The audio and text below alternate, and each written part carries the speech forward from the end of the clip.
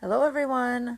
Hope you're having a wonderful Wednesday, a wacky Wednesday, and I hope you enjoy Chapter 4 of The Absent Author.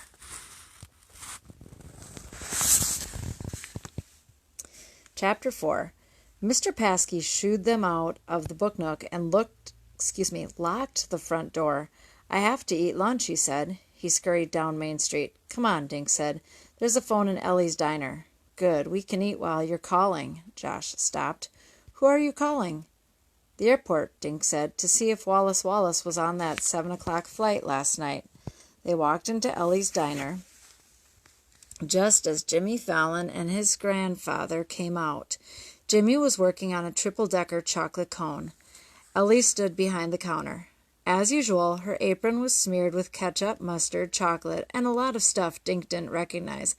Ellie smiled. "Hi, Dink. Butter crunch, right?" Dink shook his head. "No thanks, Ellie. I came to use the phone." "Excuse me, but would it be all right if I bought you each a cone?" Mavis Green asked. "I was going to buy lunch for Mr. Wallace anyway." "Gee, thanks," Josh said. "I'll have a scoop of mint chip and a scoop of pistachio." "Oh, you like green ice cream, too," Mavis said. She smiled shyly. "I'll have the same, please." "I like pink ice cream," Ruth Rose said. "I'll have a strawberry cone, please. 1 scoop." "How about you, Dink?" Mavis asked. "I'm not hungry, thanks," he said. "But you guys go ahead. I'm going to call the airport."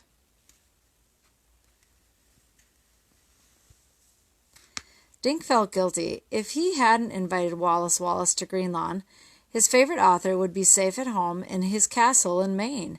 But Dink couldn't help feeling excited, too.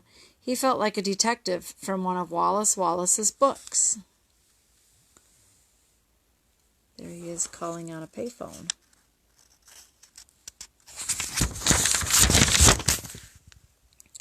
Dink stepped into the phone booth, looked up the number for New England Airlines, and called.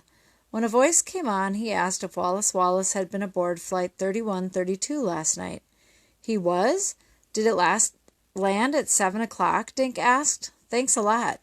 He rushed out of the phone booth. "Hey, guys, they told me Wallace Wallace was on the plane, and it landed right on time." "So he didn't miss his flight," Ruth Rose said through strawberry pink lips. "That's right." Dink pulled out the itinerary. He drew a line through airport. "This is so exciting," Ruth Rose said. "Now what?" Josh asked, working on his double dipper.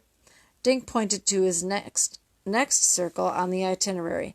"Now we need to find out if a taxi picked him up," he said.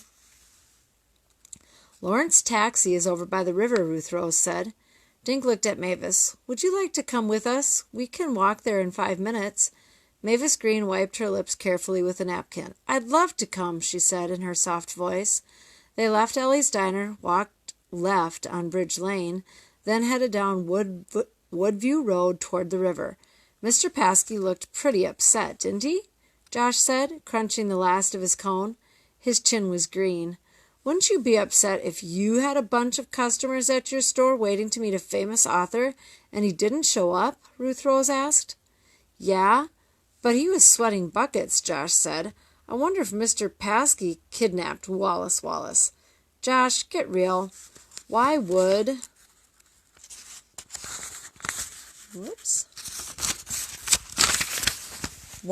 Mr. Paskey kidnap an author?" asked Ruth Rose. "He sells tons of Wallace Wallace's books." "I don't think Mr. Paskey is the kidnapper," Dink said. "But in a way, Josh is right. Detectives should consider everyone a suspect, just the way they do in Wallace Wallace's books." At River Road, they turned left. 2 minutes later, Dink pushed open the door of the Lawrence Taxi Service office. He asked the man behind the counter if one of their drivers had met Flight 3132 at Bradley Airport the previous night. The man ran his finger down a list on a clipboard. "That would be Maureen Higgins. She's out back eating her lunch," he said, pointing over his shoulder. "Walk straight through." They cut through the building to a grassy area and back. Through the trees, Dink could see the Indian River. The sun reflected off the water like bright coins. A woman was sitting at a picnic table eating a sandwich and filling in a crossword puzzle. "Excuse me, are you Maureen Higgins?" Dink asked. The woman shook her head without looking up. "Nope, I'm Marilyn Monroe." The woman wrote another letter. Then she looked up. She had the merriest blue eyes Dink had ever seen. Yeah, cutie pie, I'm Maureen. She pointed her sandwich at Dink. And who might you be? I'm Dink Duncan, he said. These are my friends Josh, Ruth Rose, and Mavis. We wondered if you could help us, Ruth Rose said.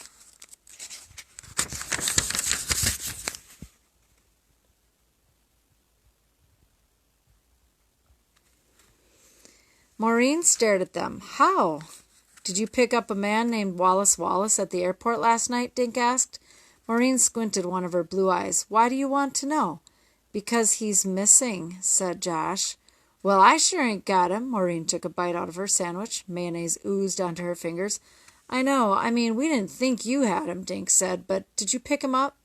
Maureen nodded, swallowing. Sure, I picked him up. 7 o'clock sharp.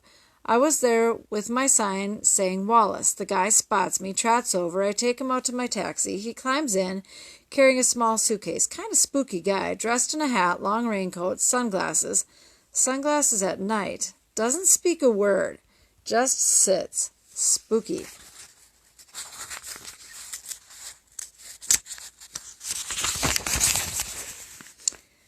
Did you take him to the Shangri-La Hotel? Dink asked.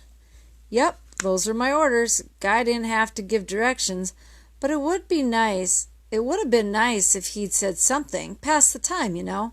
A lot of people, they chat just to act friendly. Not this one. Quiet as a mouse in the back seat. Maureen wiped mayonnaise from her fingers and lips. Who is this Wallace fella, anyway? He's a famous writer, Ruth Rose said. Maureen's mouth fell open. You mean I had a celebrity in my cab and never even knew it? What happened when you got to the hotel? Josh asked. Maureen stood up and tossed her napkin into the trash. I got out on my side, then I opened his door. He hops out, hands me a 20. Last I seen, he's scooting into the lobby. Dink pulled out the itinerary. He crossed out taxi with a thick black line. Then he drew a question mark next to hotel. Thanks a lot, Miss Higgins, he said. Come on, guys. I have a feeling we're getting closer to finding Wallace Wallace. Maureen put her hand on Dink's arm. I just thought of something, she said. When he handed me my fare, this Wallace fellow was smiling. Dink stared at Maureen. Smiling? She nodded. Yep. Had a silly grin on his face, like he knew some big secret or something. I believe that's the end of chapter 4. Yes, indeed. We'll take a look at chapter 5 tomorrow. Hope y'all have a wonderful evening, and God bless you all.